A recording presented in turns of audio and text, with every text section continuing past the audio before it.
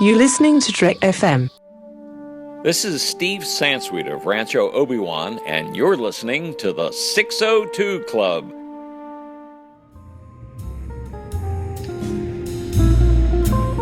There was a little bar in Mill Valley where all the Starfleet trainees used to go. The 602 Club. You know it. I was there more times than I can remember.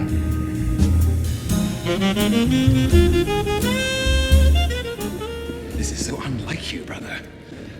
So clandestine. Are you sure you wouldn't rather just punch your way out? If you keep speaking, I just might. Fine, as you wish. I'm not even here. Is this better? It's better company, at least. Still, we could be less conspicuous. Brother, you look ravishing. It will hurt no less when I kill you in this form. Very well. Perhaps you prefer one of your new companions, given that you seem to like them so much. Oh, this is much better. Whoa. Costume's a bit much. So tight. But the confidence, I can feel the righteousness surging. Hey, you want to have a rousing discussion about truth, honor, patriotism? God bless them. Thus saith the herald, welcometh to the 602th Club. I'm not going to do that anymore. I'm so sorry. Welcome to the 602 Club. I'm so excited to be here. My name is Matthew Rushing. I am the host, as you probably already know. And tonight we are going to be talking about Thorith, the Darketh Worldeth, and hence the these and the thous. But they don't actually talk like that in Asgard, which is a little disappointing. So I needed a crack team to talk about this one, and back with me, we just talked about Iron Fist with Marvel, and so I figured he's just kind of been sleeping on the cot in the corner. Ruby's not all that happy about it, but Daniel, welcome back. Yeah, so we went from talking about a guy who gets really angry and punches things to a guy who gets really angry and hits things with a hammer. So it's a little different, you know. Yeah, and lightning. Don't forget the lightning. Yeah. And he can apparently make it rain, which is kind of cool. He God has of Thunder. Very specific control over the weather, it seems like, but we don't get to see that very often, it seems like. I guess maybe it's disappointing. Yeah, maybe he's like an understudy of Storm or something. I'm not sure exactly what's going on. Yes. I feel like they might be at a school together with a bald professor at some point. Yeah, that's a good idea. Maybe she learned her powers from him, like she learned how to control her powers from Thor. That would make sense, yeah, all right. Yeah, see, that would be a good story in the comics, right? Why aren't we writing Marvel comics? You got me.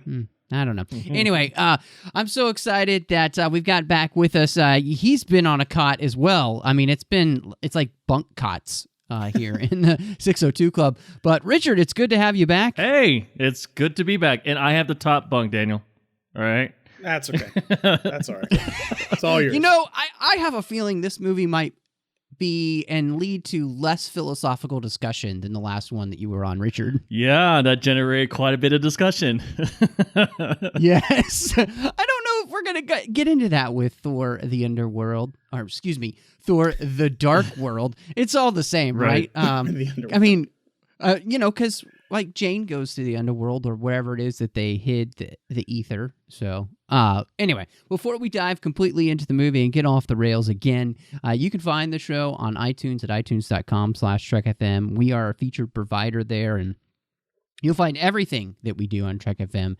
Hit us up with a star rating and review. I got to say, recently we have been getting new star ratings and reviews for just the main show here for the 602 Club. And I have to say a huge thank you to everybody who's been doing that. And what it means, I think, is just more people have been finding the show. And the more reviews we have, the more likely that is to happen. And so I wanted to give a quick thank you to our recent reviewer, Luke S155. He said that the show is fresh, fun, and thoughtful, and gave us 5 stars.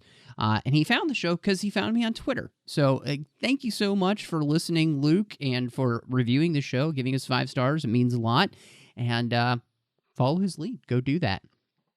And in fact, we're running the promotion right now with the Star Wars 602 Club collection. That's a special feed that only has our Star Wars episodes. You review that, you could you could win one of 2 copies of Rogue One on Blu-ray. So go give us a star rating and review over there. I'd love to give you a copy of the brand new Star Wars film that just came out for home release.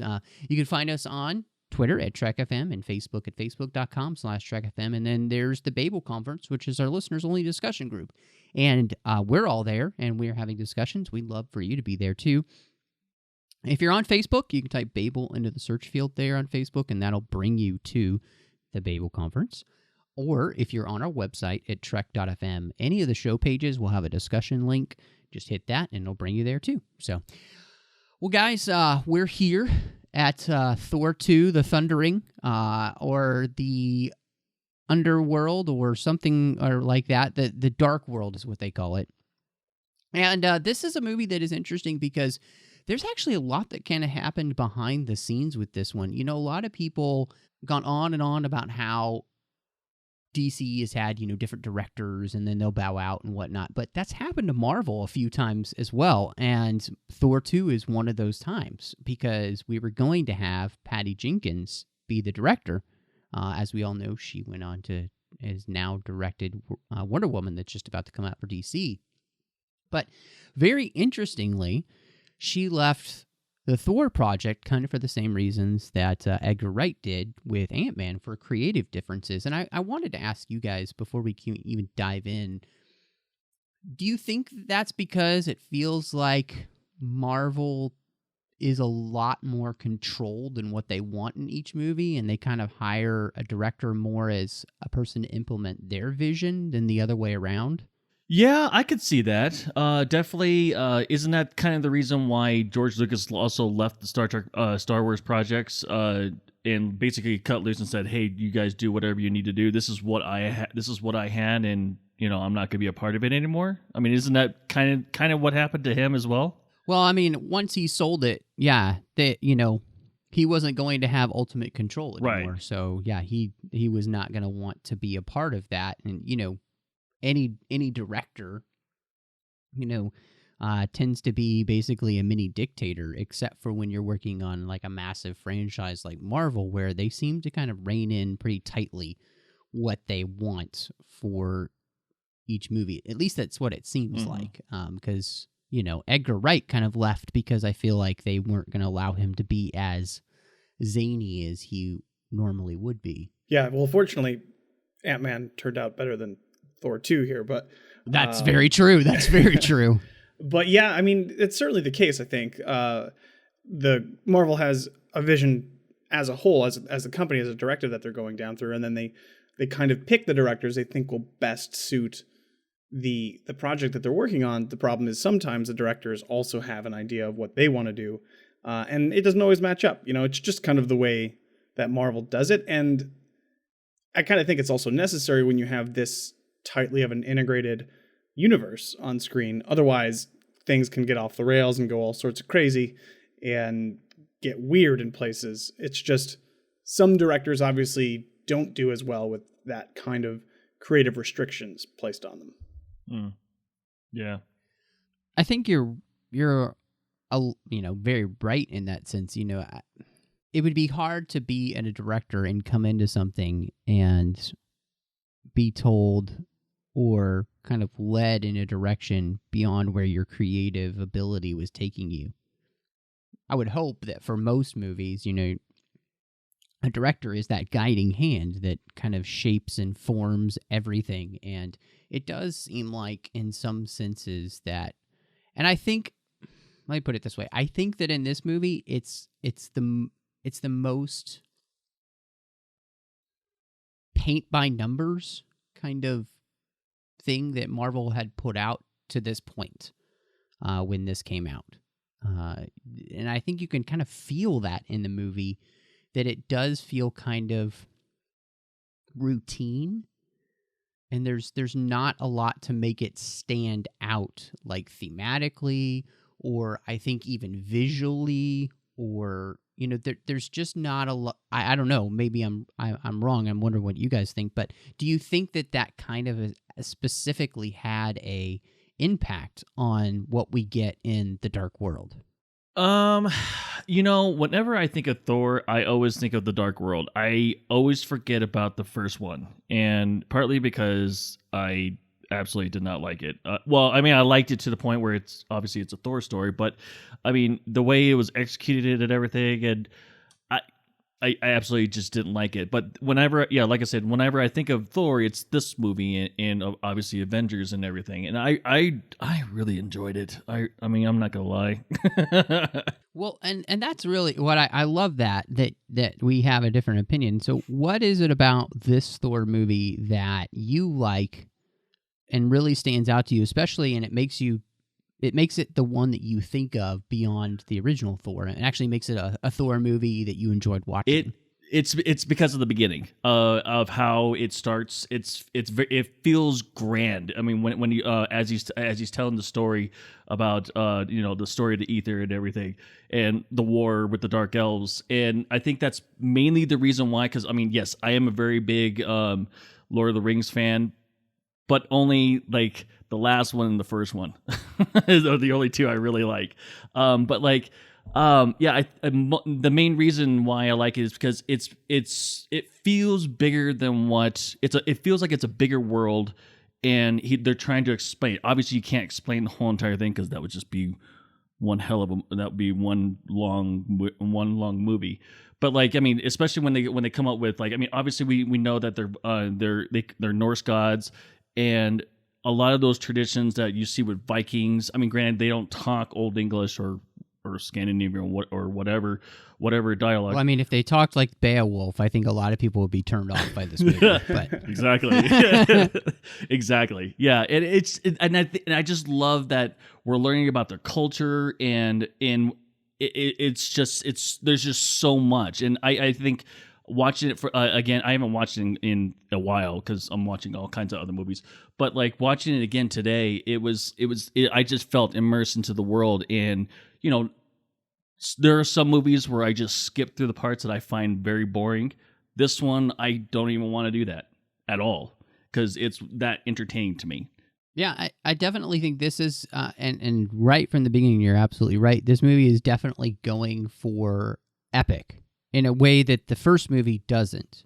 They specifically start this story, and it feels like the prologue of Lord of the Rings. You're talking about the Dark Elves and the Ether and the Asgardian defense of the universe, and I mean, it's a great beginning. It does suck you in to the storyline and give you this feel like, okay, we're going to go on a epic adventure with Thor, and we're really going to grab hold of the mythology of Thor and the mythology aspect of the character of Thor and Asgard, and really use that to tell its story. I guess my question is, Daniel, do you feel like that epicness that we have in that first 3 minutes transcends to the rest of the movie? No, I don't. Like you were talking earlier about it kind of feeling routine, and routine isn't the right word, I don't think. I'm thinking more of I don't even know what the right word is. It's like maybe rote or middle, blasé. Yeah, mediocre. Bland. I don't know. Bland is probably the closest word. Because it's bland to me in a lot of ways. It's bland in visually, very bland. It's so dark. This movie is way too dark all the time, and I get it. Like, it's kind of the central conflict of the film. The dark world. And we're lucky we can see it all. It's the dark world. I get it. Story and the movie. And I get it. And it's fine to use darkness and light and all that in different ways. Darkness. It's just, man, this movie is half of the time is just too much for me. There was the one scene in the beginning when Thor's supposed to be celebrating and he's moping over Jane Foster, which I don't know why anybody would mope over her. And he's talking to Sif, and like all I could see were their two floating heads. Like, that's it. Like, there was some stuff, I don't know. And then when they're on the planet, it's just too much. So that entire thing, the whole visuals of it just kind of informs the way I also think of this movie. It's just like, okay, there's some stuff I've got to get through it here. I don't think it's bad by any stretch of the imagination. And when I first saw it, I think I thought it was better than Thor 1.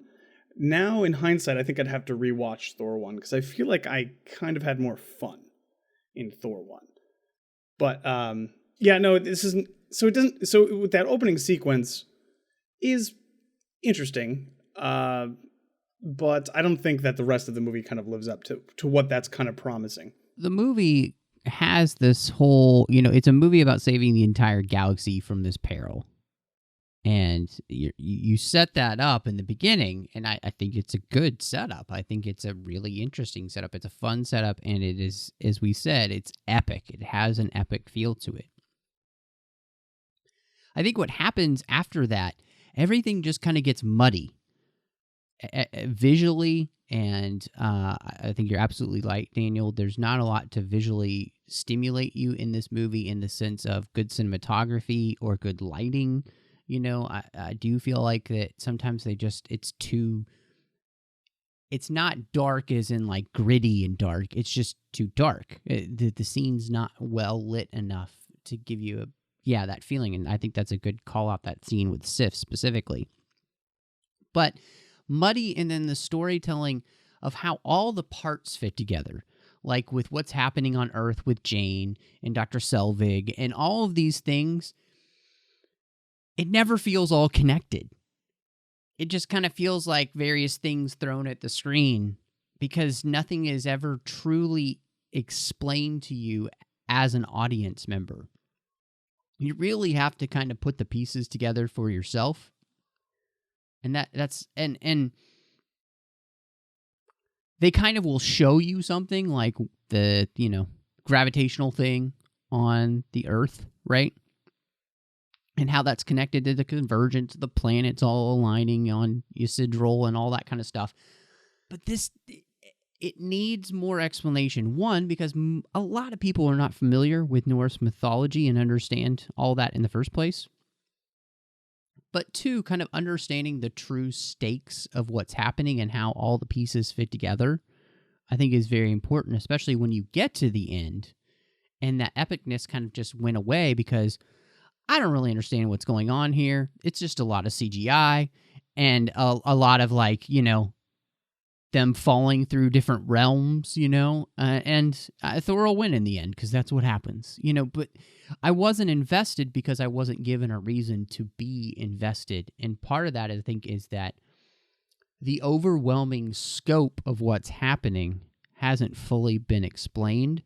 And then it's so big that it's too big to care. A lot of it's the same thing that happened to Green Lantern, the movie. Like, the scope is so big to care, like you just don't care in the end. And the villain's just not that interesting. And so I think there's a sense to me where that grandness and that epicness, it felt like a personal battle between the Asgardians and the Dark Elves, who were locked in this battle, and the Asgardians were saving the universe, but the rest of the universe didn't know about it, right? And I feel like if it had stayed at that, where it was still that battle, it would have helped. But adding all these other realms and Earth and everything like that, it gets, the waters are muddy, and I lose my will to care when I don't have a reason to care because the movie isn't giving me one. And that's frustrating. And part of that, I kind of think, is the characters in this movie. Like, we really devote so little time to our title character. I was really struck by that in this rewatch. I haven't seen this movie since it first came out in theaters. But I was struck by just how little time it feels like Thor's on the screen and how little they delve into his motivations. Like, Feige had said that this was going to be a movie that would primarily be a journey for the character of Thor, of he and Jane Foster, and how the new dynamic with him and his father is working out, as well as the broader stakes, he said, for the 9 realms. I don't feel like I spent enough time with Thor in this movie at all to, I don't know. What do you think? Especially you, Richard. I know you like this movie. So what did you think about the way that they deal with the character, especially as compared to the last time, which you didn't like, and what do you think? When we talked about it off mic about talking about why London was so important, yeah, it kind of struck me that way. I was like, all right, yeah, I guess I could see that hole, but but like, I mean, to me, we understand that obviously in the first movie he's very arrogant and he thinks he's above everything. And in order to teach him humility, we need to, he needs to be basically brought down to square one and relearn all that. So in this movie, what I find is that I think there was enough screen time, to be quite honest, because we know that he needs to come back to Asgard in order to become the next king, and in order for him, and I think what happened was that he found something that he really, I guess, liked, and he got lost, sort of thing, with Jane Foster, and that he wasn't sure what exactly. And I think it was brilliantly done, only because I mean, it didn't like complete, it didn't like overtouch the story, because I would assume that most people have already experienced loss, and it's always experienced like when to be lost and when to find yourself. But like, I mean, in this story, I think it's done beautifully that, he's thinking about it. He's, we don't need to go dive deep into the story, because, like I said, we don't, I would hope that most people know about that. But like, yeah, I think it was. I mean, yeah, I really thought it was enough screen time. I mean, I love the humor of this movie. I love that, all the camaraderie that he has within his friends, and it shows, because obviously they're willing to risk everything, even death, to help him out in order to, while I was rewatching this movie, it was like, one great characteristic of a great king is always willing to do what it takes in order to, I guess, save your kingdom, or do what you think is right. I mean, because we're at, what is his name? What's the father's name? Odin. Thank you. The All-Father? Yeah. You forgot the All-Father? I just spaced it. I was thinking of the actor, and I was like, no, that's not his name. But like, yeah, I mean, obviously we're seeing that Odin is, he's showing that arrogance like Thor did in Thor 1. And he's like, well, we're Asgard. We can destroy everything. It's like Rome all over again, where no one can touch us, and no one can beat us. I mean, we've obviously proven that, because we've been the leaders of the galaxy or realms or whatever for the last 5,000 years or however many years. And I think that's great, because it sets up that Thor will, well, I would hope so. Well, I guess we'll find out in the next movie that he'll be a humble king, and not be an arrogant king. If he is king. Well, we'll find out next movie. Sounds like he won't be, but I think they cut out that musical number. I just don't want to be king. It was really good. I don't know why. Chris Hemsworth's a great dancer too. I bet he is. That scene bothers me for two reasons. Because the ending scene where he's talking to Odin, saying, okay, so, like you mentioned, in the first film, we get the arrogance, fall from grace kind of, you got to hit rock bottom in order to learn your place. And it works well in that film just fine. To me, I don't see a difference in Thor from the start of this movie to the end of this movie. So I don't know when he learned this lesson, or when he decided that he didn't no longer want to be king. I don't remember that ever happening. And it was like, that scene comes out of nowhere. And I'm like, okay, now I guess now he just, because he spent the last day with Jane, he just wants to go be with Jane, which, spoilers, obviously that's not going to end up happening. But and the other reason it bothered me was because there was this emotional through line that, okay, so I guess he learned this lesson mysteriously. I'm not sure how, but he learned this lesson, and now he's kind of having this heart to heart with Odin. And Odin's like, oh, I can't say that I'm proud of you, but I am, which I thought was really heartwarming. But then 2 seconds later, they give us the reveal that Odin isn't Odin, meaning that moment is completely false anyways. And I'm like, why did we even have this scene? I don't know what like, I mean, I guess narratively you have to have some sort of closure and you have to show that Loki is now on the throne. But to me, it was just frustrating because I'm like, I don't know where this came from. And then now it didn't even matter. So what? Now what? I don't know. Well, and I think you're absolutely right. The thing that frustrated me about this movie, Richard, you and I were talking about this before we, ordered our drinks here is, and you might need a lot of drinks with this movie, is that narratively for Thor, there isn't that theme until the very end. The only theme for Thor is being mopey about Jane, and Jane, vice versa, being mopey about him. Like, everybody's mopey in this movie about, like, teenage problems, basically. Well, I just want to be with my girlfriend. I just want to be with my boyfriend. I just want to be with Thor and he wants to be with Jane. I mean, it's like real bad high school drama type stuff here, right? And it's frustrating because that theme, like you're talking about, could have been such a great theme of Thor, now that he is in a place where he's learned the lesson of not being the arrogant jerk, right? Learning the lesson of realizing that he's not fit to be king. He's meant to be just Asgard's protector, right? But that theme, not in the movie at all until he tells you it is at the very end. And I think that's, for me, the frustration, because if that had been an arc for Thor to go through this movie, it would have been really fascinating. But they don't put it in there, and they mask it with him just kind of being mopey about, the girl he left on Earth. And it's like, well, you got to give me more than that to make me, like, really care. And that's the frustrating part, is because he's overshadowed again in his own movie by the character that we all love, which is Loki, who is dynamic in all ways, shapes, and forms, in every sense of the word for a character, who's really going through this interesting arc and coming out the other side fascinating still. Like, every time Loki's on screen, it's magic in this movie. It's great stuff. And it doesn't help, especially when he's just walking next to Thor.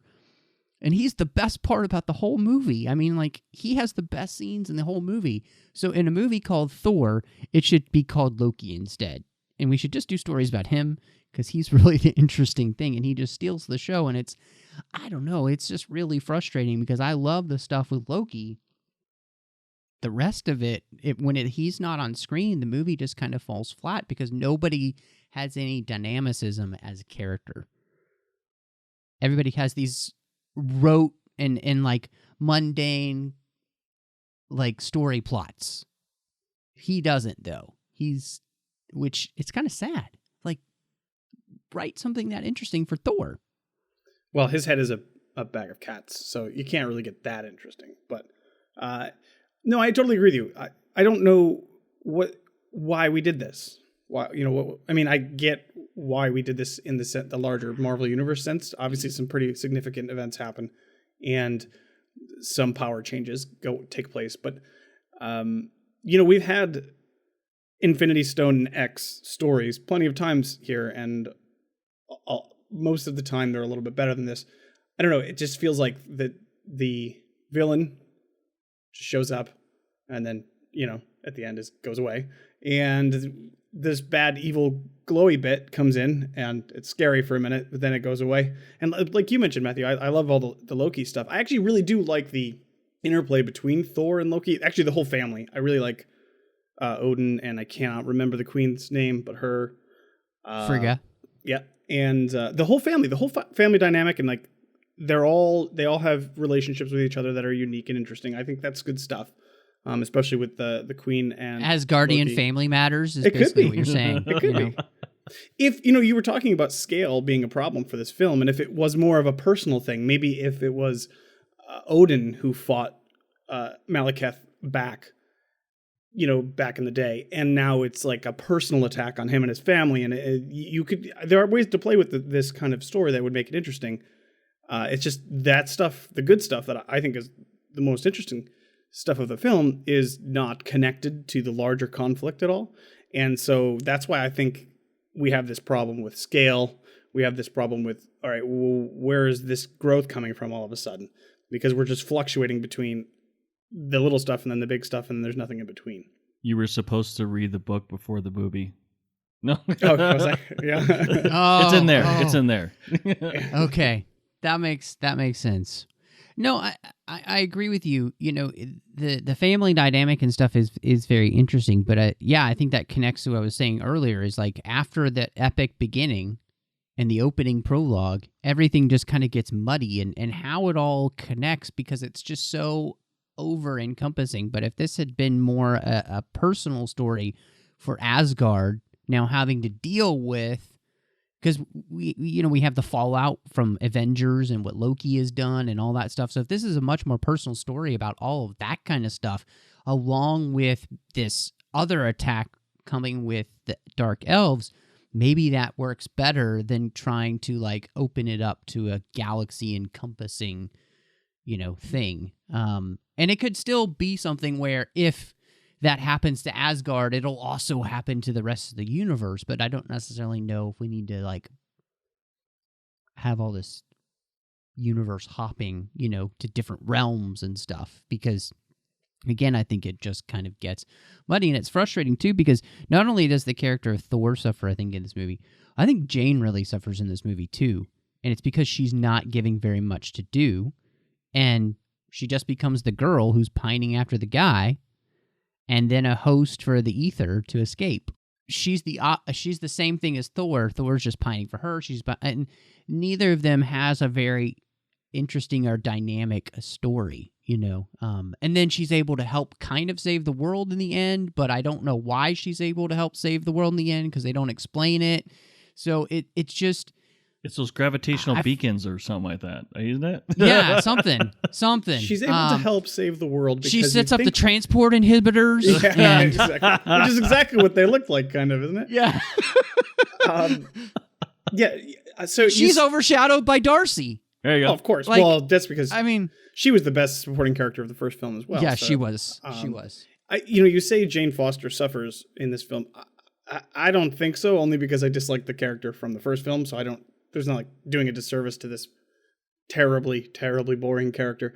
But yeah, the ending was frustrating for me too. I was confused because okay, all of a sudden now that they have the ability to do this thing that is really useful and convenient, but I guess maybe it's because you think better with no pants on. I guess that's what the movie taught me. So. Yeah. Well, excuse me, guys. Is everybody wearing pants? I just want to check. No. Because Ruby really don't like that. No, you're absolutely right.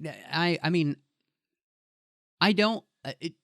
Jane was better in the first movie, but here I just think that they underwrite her even more so, and it's understandable why Natalie Portman would not want to come back to do any more Marvel movies because her character is just not been served well, and they haven't really given her much to do. The one kind of bright spot is she goes to Asgard and she's talking to it's actually played by Alice Frigga, the medic there, and she's doing all this thing, and they're talking about how it's a soul forge, and she's like, but does it do this, and this? And she's like, yeah. And she's like, oh, it's a quantum field generator.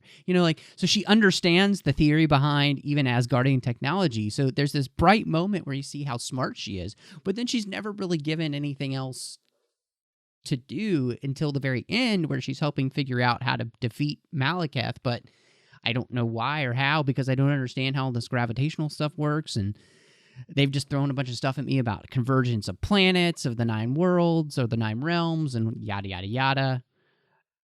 They won the day. It's like this whole movie is kind of yada, yada, yada. It's also super... There's a lot of really narrative shortcuts that they take, and the first one is when Jane gets she just randomly stumbles upon the ether. Yes. Just as you do. Just happens to stumble upon the one place in the world or in the universe that they hid the ether that was supposed to be so top secret. Just as you do. Like, no big deal. And then, which also happens to be the moment that Thor and Heimdall are talking about her, and Heimdall happens to look down and not be able to see her. Then they happen to escape to the same part of the same planet where the cave goes back to the London. And there's just a lot of that in the movie where it's just like, oh, okay, we're back on Earth. Just, okay, that was easy. And, it's like, and it's just like, why did Jane have to find it? Why couldn't it have been one of those kids? And like, I don't know. I was frustrated with that. It just felt like really cheap shortcut ways to do all of this stuff. But I mean, I guess that it is what it is. I like the shortcuts. One of the things that I really hate about movies and in some fandom genres that they go through all the technobabble and kind of like Star Trek. That's kind of what turns off people to Star Trek sometimes, is the technobabble. But I think that not explaining it as much to the average person who probably doesn't know, and instead of like explaining to them in the movie and making the film longer and then possibly even making it boring them to death, they can go on their own and look it up. I mean, that's how I'm seeing it. I mean, because maybe that's the direction that the previous director was trying to go, and Disney was like, nope, let's make it simple. Kind of like Ghost in the Shell.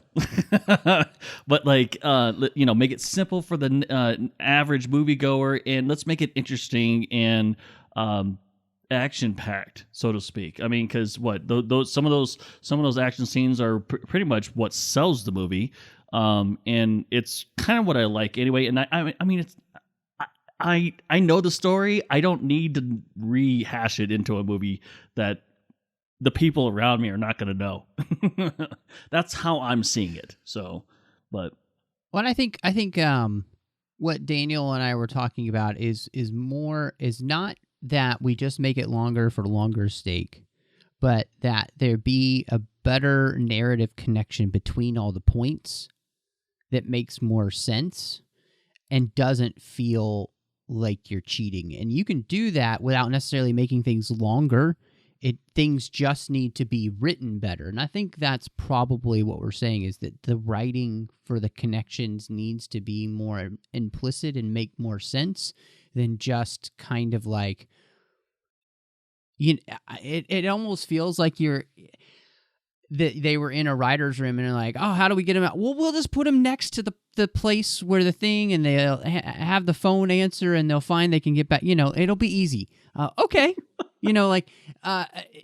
It feels like a writer's room assembly, paint by numbers kind of story where, yeah, it's the basest, easiest connections you can make but I think the problem is that Daniel and I just, I guess, and I don't want to speak for you, but I feel like we're just not finding it narratively interesting. It just seems kind of like, well, I've seen this in like 10,000 other movies. So the problem is not that it's awful. It's just that it's not standing apart. It's not doing a thing to which I'll always think, oh, that was that thing that Thor 2 did, and it was so good, whereas a lot of the other Marvel movies, I think of the original Iron Man had its own things that it does really well, mainly just kind of giving us a very different type of hero than we had ever had. I mean, we just hadn't had that type of hero in a long time. And, Captain America very much set itself apart by the way that it told its story in the past and everything. The Incredible Hulk had some hard times connecting with people, but I actually think it's a better movie than this. And so I think the thing is that and then of course, we haven't talked about it on the show. We will soon as Guardians 2 comes out, but Guardians sets itself apart because it's just in a completely different part of the universe. Everything is zanier, wackier, awesome, and weirder. Awesome. Yeah. Everything is awesome. And that it sets itself apart in that way. And I think narratively for Thor here, he just doesn't get that opportunity. I think this movie falls into the same trap that Doctor Strange ends up falling into, which is there's nothing intrinsically interesting or exciting that happens it feels like you've kind of seen it all before. Really? You felt that about Doctor Strange? Doctor Strange. Doctor Strange, and that's why I said earlier because Doctor Strange, I believe, is the other Marvel film that feels like the most paint by numbers, because it's pretty much all the main story points from all the other superhero movies that they've done so far. Origin stories. Oh, we're going to use this from Iron Man. We're going to use this from Iron Man. We're going to use this from Iron Man. We're going to use this from Thor. We're going to use this from Captain America. We tie them all in a bow. We called it Doctor Strange, but it's yeah. So anyway, you can go listen to that show. We won't go through that again for you guys. But hey, we did learn that Doctor Strange does have an issue with Loki. So yes, there's your connection right there. There you go. Which okay. And the last thing for character-wise, I just want to mention is it's not a big thing, but Thor's band of friends gets even less to do in this movie, which I was frustrated with. We did have a change. Zachary Levi plays the character instead of Joshua Dallas of Frendall, but I don't really notice the change because he's not in the movie that much. So, and then I felt really bad because the other main strong female here is Sif. She's relegated to pining away for the hero. Again. And then the coolest woman in the movie, Frigga, the mom, who takes on Malekith by herself and has a great fight scene. Mm-hmm. Yeah, you were talking about the family stuff. That was excellent. And then she ends up dying at his hands, and it's just... all that stuff was great, but there wasn't enough of that stuff. Because I was hoping for more of his, like, him and his friends, like saving the universe, and get a lot to do. Chris O'Dowd was also in this film. I just want to mention that because I love him. I love IT Crowd. So he not a great. He's got five minutes of screen time or so. But I actually wish they didn't kill off the Queen. I keep forgetting her name again. Frigga, because she's awesome and great, and almost serves no purpose. I mean, I guess everybody's angry at the end, but you kind of could have gotten around that. I think you could have knocked her out or put her in a coma or something like that, and it would have served the same purpose. It feels a little cheap that they just had to go for the easy kill there. Well, they wouldn't have been able to show the Viking death ritual. Yeah. Or ceremony, funeral ceremony. There you go. That's probably a better way to say it. Yeah, I don't know if that would have been a huge loss either way, but I feel like her loss is actually a more significant thing in the film. But yeah, trying to think of any other characters that we really get. And that's about it. Oh, Malekith. We could talk about Doctor Who inside of the Marvel Universe. Yeah. No, as I like to call him, a dark boar. Nice. I see what you did there. And you're absolutely right. Christopher Eccleston, the first Doctor in the reboot, fantastic to have him here. Except for then you have Christopher Eccleston and then you don't have him do anything. Yep. He gets a lot of elvish language speaking scenes. Like that's I think a majority of his scenes, and it's just like okay. And he acts opposite of that one dude for 90% of his scenes, and that's it. Like he has no connection to anybody. He's not interested in talking to anybody. He could take a punch. Yeah, I don't know. It just seems like such a waste. Why? It could have been literally anybody in that makeup. Yeah. And why are you gonna do that to poor Christopher Eccleston? Oh well. Big boy buddy. obviously that's the goal, but yeah. I didn't like him either. Well, I mean I liked him. I mean it was a great. No, he's not a great villain. I'm just gonna say that. Yeah, I mean, yeah, he could take punches and everything, but I'll agree with you, Daniel. Yeah, it could literally be almost anyone to do that as long as they can read the script and I guess in the dialogue of elves. I don't know what that sounds like. At this point, it's the classic Marvel problem of bad villains. That they're just not, and I don't mean bad as in they're bad people. They're just not very good villains. There have been very few. And the frustrating part, again, is Loki is the most interesting villain of the Marvel Universe for the most part. Other than, I think, what we got in Captain America Winter Soldier with S.H.I.E.L.D., which was fascinating stuff, great stuff. And I even thought, in the original Iron Man, you have a pretty decent villain for the. I mean, it's not great, but there's enough connections there to make it feel more personal and mean something and all that. But here, yeah, you're right, Daniel. There's just no connection for him. And again, like you said, you rewrite this. You have Odin being the one who had put him down in the first place, and made him have to escape with his life and be in hibernation for a millennia, if not more.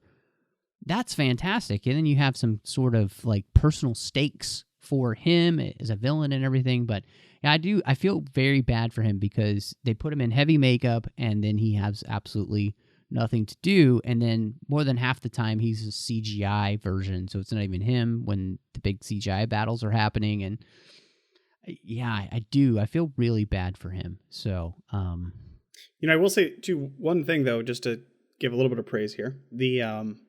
The action scenes aren't bad. They're really good. I liked the whole gravity stuff at the end, the final battle. I really liked basically how Mjolnir became its own little character, buzzing around trying to find Thor all over the place.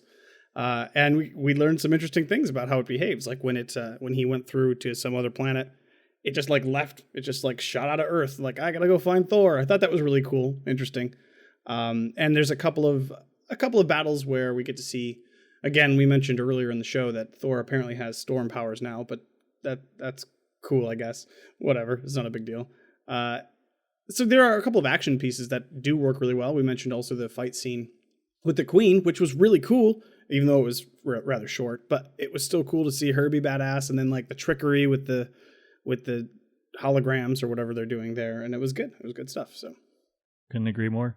I mean, all the fight scenes in the beginning, yeah, they're awesome. They're absolutely fantastic. I mean, especially the battles between the elves and the Asgardians. It's very it's very awesome. I love it. But then again, I love big scene battles. So yeah, I tend to like big scene battles myself. I'm a fan of the Zod Superman fight at the end of Man of Steel. I like that a lot. And Daniel, we've talked about that. I know you're not a huge fan, but I like it because, there's some serious stakes involved with the two characters, what they're fighting for, all of that. As visually, I think that the fight is kind of cool between Malekith and Thor, but I'm not invested in it. So as visually fun as it is, kind of to see them keep falling through things, which was a convenient way for them to keep the destruction on Earth at a minimum because they can keep falling. That's a narrative, another awful narrative shortcut, I think. And it's fun, but I wasn't invested in the fight because I don't care about... There's no reason for me to care about Malekith whatsoever. As a villain, he's just a mustache-twirling villain, so there's nothing exciting about him or a reason that I might have a twinge of like, oh, I hope he doesn't die, like, or something, yeah, it's fun visually. It's not interesting in any other way, and I was disappointed by that because, most of these superhero movies come down to a big monster mash fight, right? I just want there to be some sort of stakes that I would care about so that when it does turn into CGI wizardry, it's, wow, that's awesome. Look how they did that. But also, I still feel invested enough to get me through the CGI wizardry. And that's a tough thing to do in a movie these days. And you need those stakes, I'm thinking of, like, say, the end of Rogue One. Like, more than half of that is CGI wizardry, right? They're just creating that in a computer in a lot of ways, especially the space battle. But I'm invested in everything that's happening, so I care about it, and it helps my brain to, like, care about the computer-generated effects, yeah. It just didn't as much in this one, and that's frustrating. The ending for me in this one is very interesting, too, because we talked a little bit about this whole idea it ends on that odd light that, especially when we think of the other Marvel films that are going to happen with Ultron, there's no Jane around. They give some excuse why she's not there. And Feige talks about how this is kind of intended to be the conclusion of the Loki trilogy, which examined the relationship between Thor and Loki throughout Thor, the Avengers, and this film. But does it? Really? Does it? Especially since Loki is the one on the throne now, and Thor doesn't even know it. Like, I feel like there's so much more to that story. I feel like, and I know it's probably not going to happen because the next movie is Ragnarok, and I don't think that has anything to do with this. But it feels. I mean, I don't. He'll be there. I don't know. He'll be. I'm sure he will. But it does feel like that the final confrontation should be coming. No way. They'll keep him around as long as they can, I think. You were just mentioning that Loki is their best villain, and I think that's pretty widely regarded. And he is super interesting. So yeah, I think that they know they have a good thing with him, and he's always kind of bringing it up whenever he's around. So, and I think the reason they don't have him as the main villain in this film is because, well, we had him in Thor, and we had him in here in the Avengers even. So, at this point, you cannot have him three movies in a row be the bad guy. I mean, I guess you could, but it's better to mix it up. And I find it way more interesting that like he's doing this behind the scene thing now and like being deceptive and not what you just mentioned, Matt, the mustache twirling villain, not the guy he was in Avengers. Oh yeah, absolutely. This is way more interesting and really exciting because it's really cool to see him be the trickster, right? Because that's what he's supposed to be. So, and I'm sure he'll show up in Ragnarok. But yeah, so yeah, it is interesting because going forward, what does that mean? Where is Odin? I mean, I assume he didn't kill him. Probably put him to sleep again. I don't know. I'm not sure, but there's a lot of unanswered questions, and we don't get anything for a good chunk of time. It's been, when did this movie come out? 2000? I don't even know. A long time ago. 13? It feels like. Yeah, something like that. So these are questions we've had for a good chunk. So have we really? Have we? I mean, would we say we have questions after this? You don't think you're not curious where Loki's up to right now? Well, yeah. I mean, I'm curious what Loki's up to. Yeah, that's the next movie. Yeah, absolutely. That's what I mean. If the next movie was just about Loki and his rule of Asgard, totally would be into that. We don't know. It may be. It very well may be. I hope so. That would be awesome. Ragnarok does sound awesome, and I'm really excited about it. I will say that. I'm reserving my judgment. So until I at least see a trailer. Oh, first, come on, man. We told you what we thought. So, yeah. No, I am. I'm trying not to allow the impact of the first two Thor movies, which I think everybody can understand that already at this point. I don't really like to affect my judgment, so I'll wait for this one to speak for itself. And the first time I get some, pieces of that will be in a trailer, and I'll try and judge it from that point on. Because right now, the Thor track record not so good for yeah. I did want to ask you. So we talked a little bit. We were kind of talking beforehand, before we even started recording. If we were to do a rewrite of this, what are some ways that you feel like that? Because I want to be constructive, and I feel like we have been throughout as we've been talking, but I really want to be constructive here. How could Thor, The Dark World, have been a better film? And Daniel, you had come up with something, I think, that I really liked, and I think that's a great place to start. So what did you suggested? So yeah, the best part of this film takes place right after the Queen dies, and then and Loki pretends to fake his own death there. And it's the Thor Loki kind of buddy trip, you're still a prisoner and I'm still mad at you and I don't trust you and all this stuff. Like that stuff is the most interesting thing in this film. I think they could have just easily turned this film into that whole thing.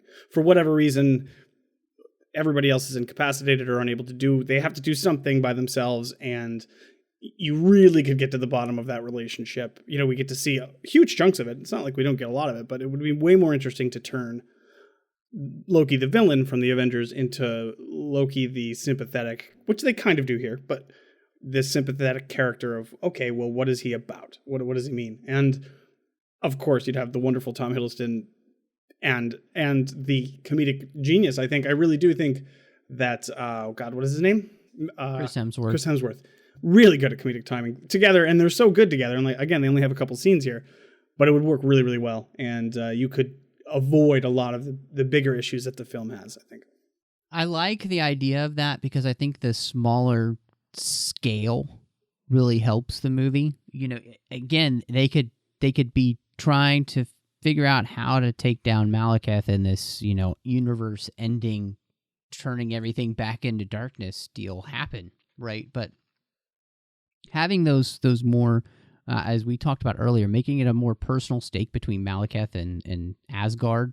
I mean, he already has reason to be mad at Asgardians, right? Because they're the ones who put him into cryosleep, basically, and because he had to escape and was in that for until his ether detector went off and woke him up. You know, his ether alarm, his Jane Foster alarm is really what it is, nothing like it. And so I think all that stuff could lend to again a much more personal movie. But as you said, I think you kind of do the buddy cop film with Loki and Thor on the run trying to figure this out together and having to find a way to trust each other and all that kind of stuff, which they kind of do a little bit here, and that's the stuff that works the best, because when they actually go to the dark world and him and Loki are working together, it's really fun.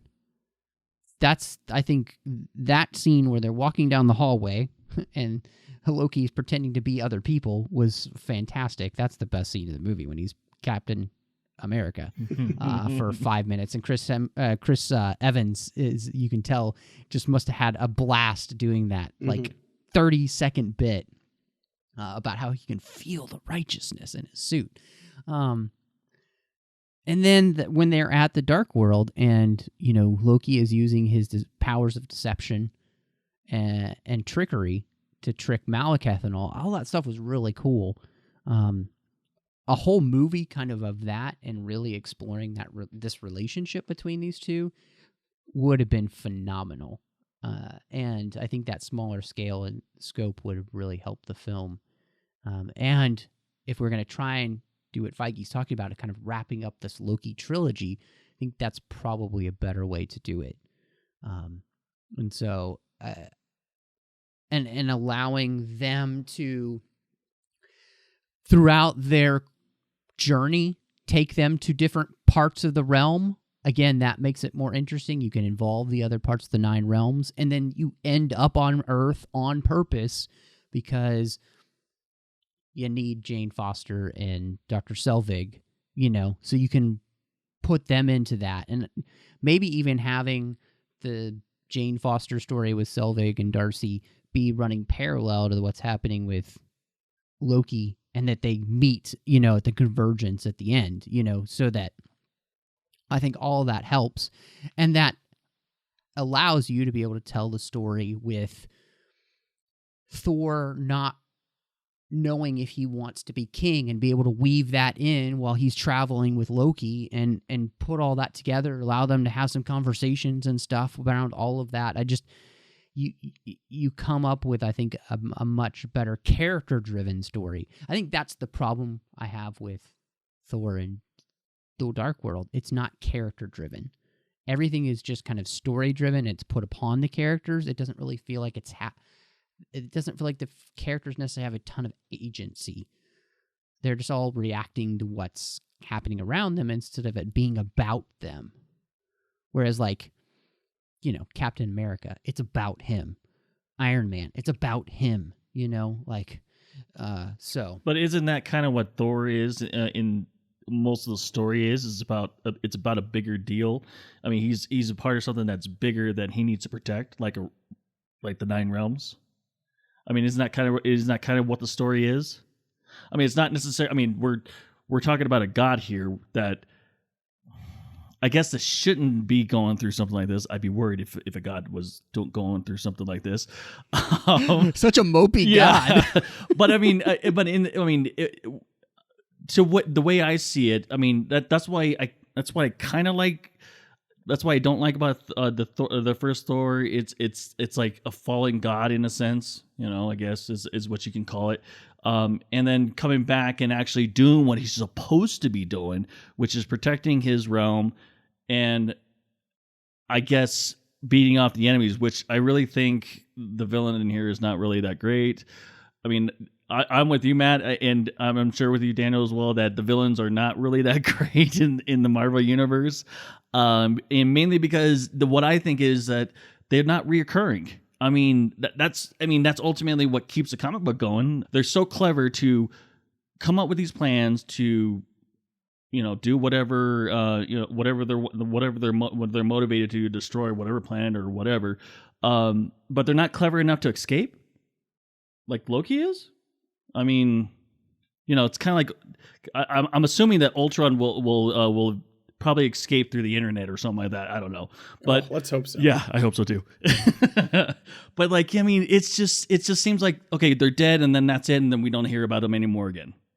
I mean, if I were to change the story, that would be what I change. Or what I would love to change is basically the villain escaping somehow, and then we'll see them in Infinity Wars, Part 1 or 2. Oh yeah, no, I can totally understand that, and because again, the only villain who's really recurring is Loki, right? Yeah, and so, Ultron no, maybe. Yeah, no, that's a really good point. So, yeah, let's rate this sucker. Out of tankards of ale, which I'm sure they drink a ton of, and we know for Thor. I don't know where do you go? What do you got? As a human or as an immortal god? Well, as an immortal god. So let's do out of 100. Oh wow! Because I'm pretty sure he could put him away. I bet you. Yeah. Well, hey, he did in Doctor Strange, right? There you go. Just kept going. I guess I'll go first. I will give it 73, and I'll probably be passed out by then. 73. Wow. Yeah, that would be a lot of hell. Wow. Yeah. If you could put away 73 ales, even not God-sized, wow. Yeah. Whew. I guess I'd give it a 60. 60 ales out of 100. I think this is 40 ales. So it's a low rating, but it's honestly, for my money, it's the worst Marvel movie. It's in my ranking, it's the worst Marvel movie that they've done. It's just not very good. And for all the reasons that we've talked about. And, it's...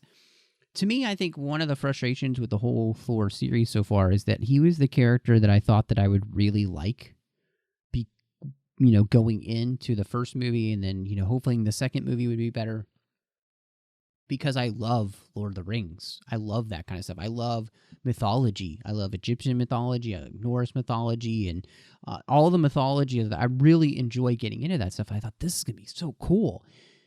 And he hasn't lived up to any of that coolness for me, and that's been real frustrating. And so hopefully, again, as we talked about, I'll still see Thor Ragnarok, and I am hoping that it will be good. So, I'm going in trying to put out of my mind Thor 1, Thor 2, and just take it on what Thor Ragnarok has to give me. So hopefully it will be a great experience. And, I'm glad that we get a chance to talk about this. And I love that, Richard, you're coming from a different place than Daniel and I. And, it's been a great discussion, I think, talking about the movie. And I'd love to hear what people have to say about this on the Babel Conference. Sorry, I know you're about to do your thing. I just wanted to say the last thing that we should talk about real quick, especially since this is the end.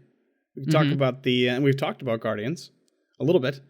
The closing, collector. The closing little thing there. Yeah, that's pretty cool, right? A connection there. Yeah, you're right. The end credit sequence is them taking the ether to the collector that we'll see in Guardians of the Galaxy and giving him an Infinity Stone. Yes. Even though it's not a stone, it's liquid. Ether. And saying that they don't want 2 Infinity Stones in their vaults because they don't want it sitting next to the Tesseract because that's dangerous. So, Unless I guess you put him in a glove and then it channels all the power. I well, guess. that's I don't know how it works. So this is interesting because I had forgotten that essentially it's revealed here that the Collector is evil. I guess in a way, kind of. Finally, because in Guardians of the Galaxy, there's no indication of that I recall. Yeah, it's kind of weird that they give that away. Yeah, but it was interesting to me because I had completely forgotten that was part of the scene. That's all I wanted to bring up. We didn't have to talk too much about it. No, you're absolutely right. So it is as all the end credit sequences are. It's always fun for them to kind of preview coming next because Guardians of the Galaxy is next, and it's actually what we're going to talk about next on the 602 Club for Marvel before Guardians 2 comes out. So be excited to do that, dive into that, and love getting to talk all of this stuff with you, whether I love the movie or not. A great discussion, and so thank you so much to our associate producers here through Patreon, Ken Tripp and Davis Grayson.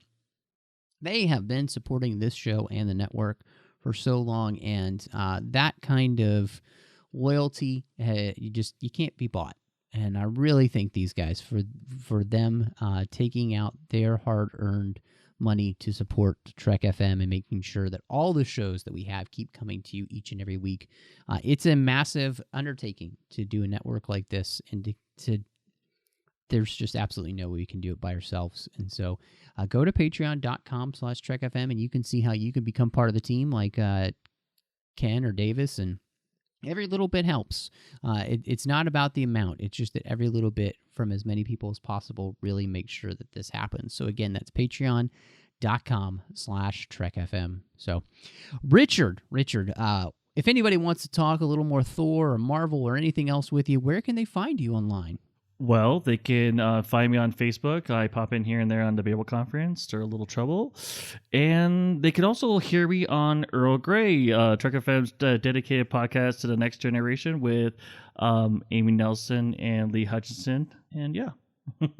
And Daniel, if people want to catch up with you, where can they find you? They can find me on Twitter, where my handle there is OneUpDan. That's the number one, not the word. Awesome. And you can find me, of course, on Twitter at MattRushing02, on Instagram at MRushing. If you're listening to this the week of April 10th, I will be at Star Wars Celebration. That is 2017. So look me up there. I hope to meet as many listeners as possible. You can find me posting all those things there on Twitter and Instagram and those kind of places too. So, of course, doing The Orb here with Chris Jones on the network, talking to Deep Space Nine, and, of course, as we talked about at the beginning, Star Wars The 602 Club Collection. You can also find me on the Nerd Party Network doing Aggressive Negotiations with John Mills, talking about Star Wars. It's a blast. If you love Star Wars, this is the show for you. I mean, it's really just two guys sitting around talking about their favorite things in Star Wars. And so I think that's fantastic, and you'll love it. You also want to check out Owl Post, a Harry Potter podcast with Drea Kaufman, as we talk about every single chapter of Harry Potter. We're almost done with the first book now, so it's fun. It's been a blast so far, and I can't wait to dive in even more with her.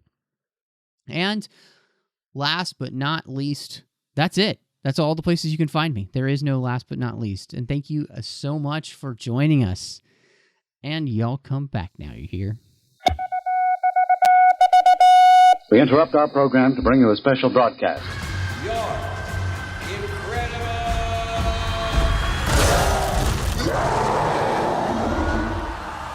Yes!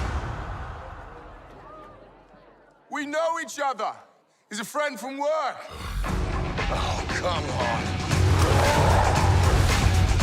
Hey, guys. Y'all didn't go anywhere, did you?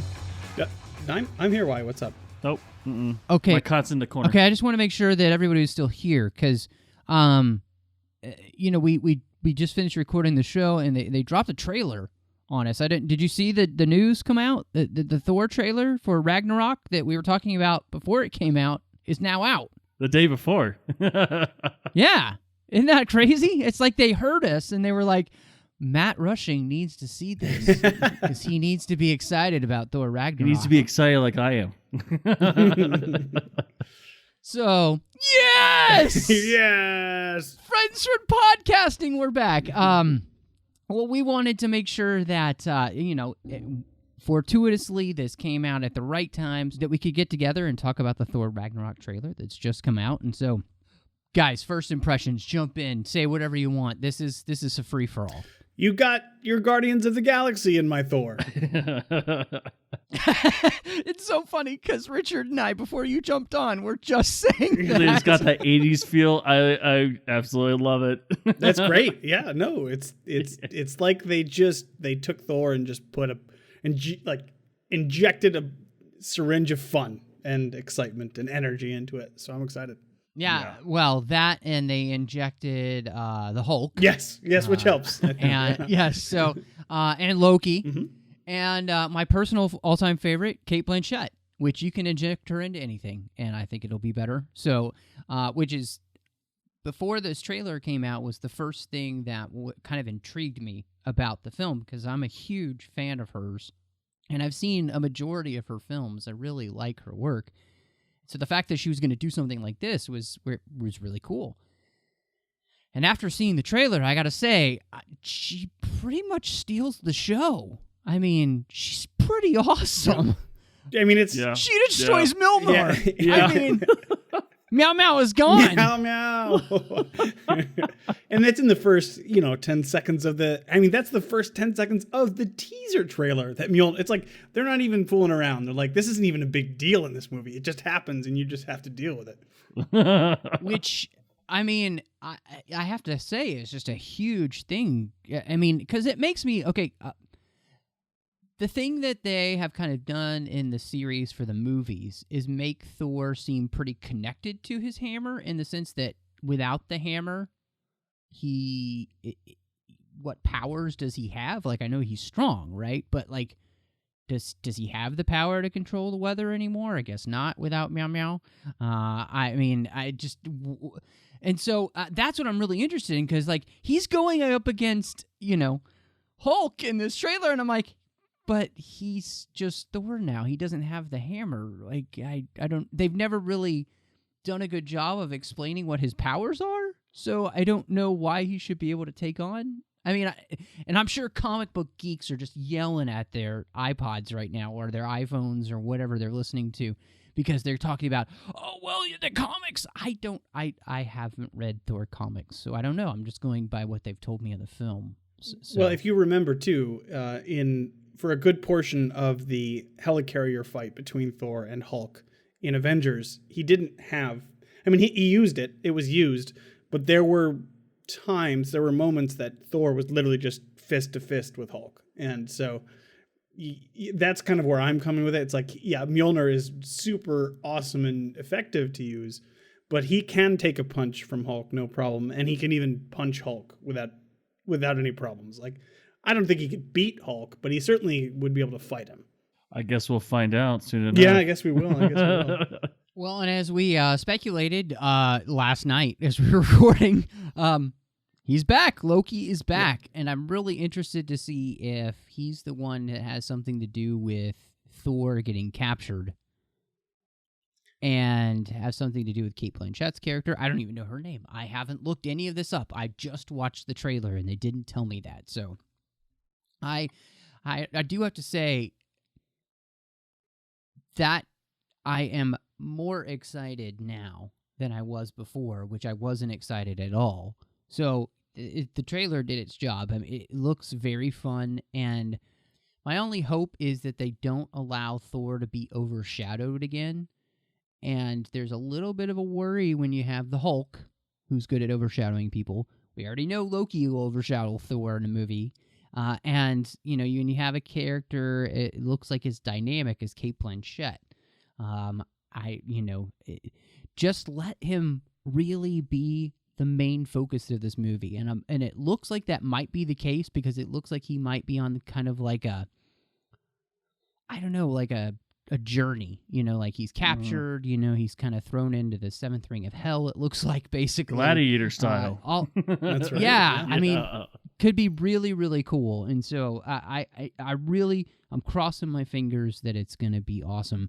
And apparently every comic book movie these days, no matter what it is, has to use an old rock song. But perfect use of Led Zeppelin's Immigrant Song. I mean, the whale and everything as Cate Blanchett is just destroying Asgard is phenomenal. So, yeah. I guess, hey, let's do the new Netflix rating. Thumbs up or thumbs down for the new trailer? You mean the one that got everyone in trouble? Dang you alt-right people for ruining. And I'm just kidding. You had nothing to do with it. It was all Amy Schumer's fault. Just read Kessel Junkie's book. Anyway, so thumbs up or thumbs down? What do you think? I'm going to give it 2 Jeff Goldblum thumbs up because he's in it, and that is amazing. Oh! Yeah. Yeah. Okay. What about you, I'm Richard? definitely going to go with 2 thumbs up, but I'm just going to use my regular thumbs. So. Okay. I'm going to trump you both. I'm going to go with 2 Cate Blanchett thumbs up. All right. Well, actually, are you wearing that me, awesome head thing that yes, she gets? I am wearing the horn. What is that, like That's branches right. or something like that? Or I don't care. It's cool. It's just... Okay, and this is what I think makes this look cool, is kind of embracing the completely otherworldliness of Thor. And I think that's great. Yep. So, yeah, well, so glad we got a chance to catch up, and I hope everybody will enjoy the trailer, enjoy our show on Thor, and look forward to us talking about it later on this year. So thank you so much for joining us, and y'all come back now, you hear? And we really mean it this time.